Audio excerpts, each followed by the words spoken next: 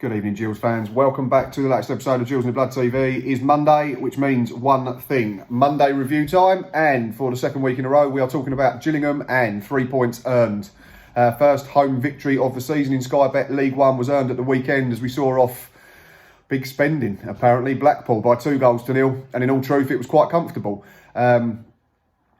I was a guest on the Seasiders podcast on Friday evening, and all the talk was of it being an open game, full of attacking threat from both sets of players.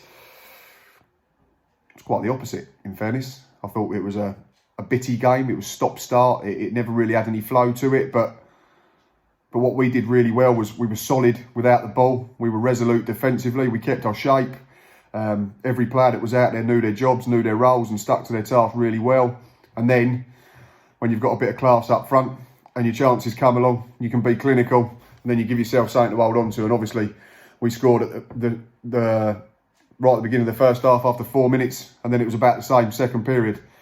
And obviously, as far as second debuts go, it's one of the very best from Dominic Samuel, who arrived last week and scored both goals in the victory, and he was very, very good throughout. We said on the Matchday Live that he wasn't always in the game first half. But when he did have it, you could tell that he played at a good level. There was a touch of class about him. His first goal was a real poacher's finish. Really good corner from young Scott Robertson again. It's becoming the norm. And Conor Ogle, he flicked his header against the bar. And from there, Jack Tucker managed to nod it back into a dangerous area. And Dom was on hand to nod it in from all of about a yard. But that's where you want your number 9, in the 6-yard box, sniffing danger and making sure that he's on the end of these tap-ins. And then the second goal is all about his ability, his touch and his finishing prowess. But let's talk about Verdane Oliver first, who takes a long ball out of the sky with a really, really good first touch, and he holds off the centre half, who's had a bit of a nightmare, to be fair. I think it was, I can't think of the lad's name off the top of my head tonight, but he was the lad that was at fault for the first goal as well, the shanked clearance that went for the corner. Verdane Oliver, though, shows unbelievable strength to hold him off. Waits and waits for Dom Samuel to make the run in the inside right channel, feeds him, and from there Dom takes over. Gets it out of his feet with one touch, shifts it onto his right foot, and then from the edge of the box arrows it across Chris Maxwell into the far corner in front of the empty Rainham. That was the only downside to it. We were 2-0 up and we was absolutely cruising. I think it was probably only the final period of the game where Blackpool started to come on a bit strong. They did have the ball in the net through Gary Medine, but it was offside. We had a couple of other chances first half. I know we had only 30% of the ball, I think. But what we did really well was we restricted Blackpool to where they had their ball. Most of it was sideways and backwards in the middle third of the pitch where they couldn't hurt us. We played a lot of the game with the game in front of us, so to speak, so that we wasn't getting turned and we wasn't seeing our defenders running towards their own goal. On the odd occasion it did happen. Their delivery wasn't good enough. And yeah, we was well worth the 3 points, and takes us up to the dizzy heights of 7th, not 6th, if anyone's watched the Matchday Live. I was quite disappointed that we weren't in the playoffs at full time. But yeah, defensively, like I've said, really, really good. Everyone in that back five stood up. Jack Bonham made saves that you'd expect him to make, but was solid again. Ryan Jackson was solid as captain. Jack Tucker back to his best again. Thought Zach Medley, that was probably his best performance in a Gill shirt. A few people have said I was a little bit harsh with my rating, should have given him a 7. Just thought Jack Tucker was a little bit better. And Conor Ogilvie, one last ditch block. And again, his usual solid self, getting up and down on the left-hand side, providing an outlet when he could get on the overlap as well. In front of them, we had Scott Robertson and Josh Eccles, who wonderfully marshalled the back four again and shielded the back four, another performance from both that belies their young years. Just hope that the problem that Scott Robertson had to come off with isn't anything serious, because it's an area we can't afford any more injuries. Yeah, and I thought Jacob Mellis probably had his best game in a Gill shirt. I thought he was very good without the ball. His application, his work rate, his industry was very good. He coached the 2 younger lads through the 90 minutes, told them if they was out of position where to be. And yeah, I just thought he was very, very good. And when he did have it, he got us on the front foot. He tried to keep things ticking over. One outrageous piece of skill first half where a little drag back between the 2 Blackpool players sets him free, and he plays a reverse ball into the left-hand channel where Dom Samuel unfortunately finished up having a fresh air shot where it hit his standing foot before he'd swung his left. But yeah, Mellis really good, was unlucky one half volley that went over. And then the front three again, they're always a threat. Verdane Oliver, absolute beast, doesn't lose aerial battles, does he? Jordan Graham flitted in and out of the game probably compared to last week at Wigan, but still was a threat when he did have it. And Dominic Samuel, we've already spoken about him, 2 goals on debut. What else? What more can you ask for aside from a hat-trick? Which he nearly got second half from an Oliver knockdown, but it wasn't quite to be. But we'll take the double, we'll take the 3 points and the clean sheet, and we'll move on to next week. We do have a free week this week, don't we? With us being knocked out of the Carabao Cup last Wednesday, which I think will do us no harm at all. Means that we can have a full week on the training ground. Means we can rest the niggles, recuperate, rejuvenate, and be ready to go to Shrewsbury next Saturday, which is, for me, is another game that's very, very winnable considering the 2 comparative starts of the 2 clubs. But we'll have to work hard, we'll have to do everything correctly. But yeah, all in all, like I say, Saturday was a very good performance. There was a lot of positives again. I think the main ones are probably the clean sheet and the win, obviously. We're going to do these every week, like I say, positives and negatives. So yeah, the win, the clean sheet are obviously big pluses. Zach Medley's a huge plus. Came in, done really well. Christian Magoma had to miss out due to COVID protocol. Apparently he'd been in contact with someone who may have had it. The test has come back today negative, so he's back with the group, which is great news for Christian. Gives us more options. Dominic Samuel, obviously a huge plus with 2 goals on his second coming. For Dane Oliver, again, absolutely superb, leading the line. In terms of negatives, I'm not sure there is any this week.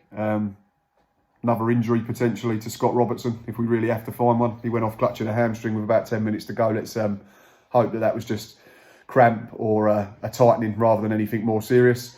But other than that, there's nothing to gripe about. I don't think you'd have to be really sort of clutching at straws and nitpicking to find anything negative from that. Yes, we didn't have a lot of the ball, but we restricted to them and where they had the possession. And then, like I say, when we did have it, we provided a threat. We scored 2 really good goals and we were clinical and we managed the game really well. So the only negative for me is the potential injury to Scott Robinson. Fingers crossed it's not long term. Like I say, free week now. We move on to next Saturday. So be interesting to see what happens in terms of transfers, because I know Steve Evans did say that he was still after a couple, but there was one confirmed today, and that was this man.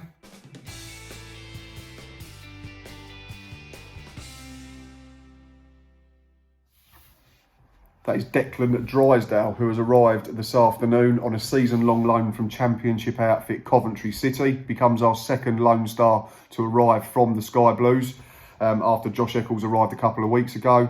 Drysdale described by the manager as a powerful lad, good organisational skills and can play. Off the top of my head, remembering the tweets this afternoon. So he looks another good addition. Will provide good competition for Zach Medley, Christian Magoma and Jack Tucker. I'd imagine that now means that Robbie McKenzie concentrates on being maybe a right back and a central midfielder, based on the fact that we only have Ryan Jackson as an out-and-out right back, and obviously we have injury problems in the middle of the park. But yeah, I think Evans said at the weekend it was 1 or 2 more that he wanted in, and that would be the squad complete. So that's 1 over the line. Looks like another promising signing. I do briefly remember him vaguely playing against us in the League Cup game. Might have been because of his hair. But I do recall him getting it down and trying to play out from the back quite a lot, which is promising when you're a kid. It's the way that centre-backs play the game now, isn't it? Let's be honest, they've gone away from when I was younger, where defenders defended first and foremost. But I'm sure he's going to come in and settle into the group. It's a young group, so he's going to be of a similar age demographic to everyone else. And I'm sure the boys will welcome him with open arms, and it'll be good to see him play. And like I say, you can't have too many options. You can't have too many good players. And yeah, all the best and welcome to the club, Declan Drysdale. Seems that there will be one more. All the talk over the weekend seems to be of Tom O'Connor, but it didn't materialise today. So I wonder if that's dead in the water. But he could still be the one. Who knows? I think then I'd be pretty happy with the squad. That would give us good options everywhere. Obviously, Joe Walsh and Jack Bonham in goal. We'd have McKenzie and Jackson who could play right back. The 4 centre-backs would be Medley, Magoma, Drysdale and Tucker. Ogilvie and O'Connor could then play left back.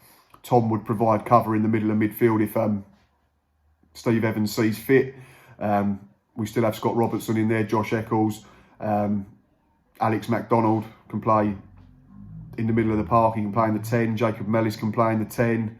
From wide areas, if we're playing 4-3-3, we've got Jordan Graham, we've got Trey Coyle. Dominic Samuel started there at the weekend. Alex MacDonald can play from the side if need be.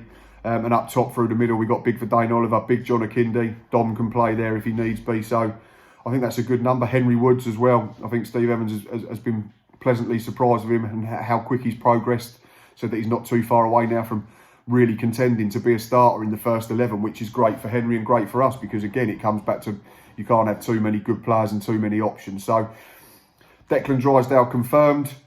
Tom O'Connor, still social media chat, but fingers crossed something could happen. Like I say, for me, there was a Facebook post that went out on our page over the weekend, and someone said, if you could get any loan player back, who would it be? And I said Tom O'Connor. I said, based on what we need at the moment, we need cover for Conor Ogilvie at left back. We could play a back three or a back five and wing backs with Tom O'Connor at the club, and he can play left side of midfield, maybe in a pair, but definitely in a diamond if we went down that route. So it certainly gives us more flexibility in terms of personnel and system. So one to keep an eye on, and one to keep our fingers crossed for. Right, that is enough from me this evening. Enjoy your Monday. Hope the first day back at work after the weekend wasn't too stressful. It's always better when the Gills win, when you have to go to the office, the factory, or whatever you do. Please keep checking us out. Please keep following us, liking, retweeting, subscribing, and doing all that you do. You know how to do it now. I've been telling you for 3 years. It's just second nature. Like I say, enjoy the rest of your evening. And until next time, up the Gills.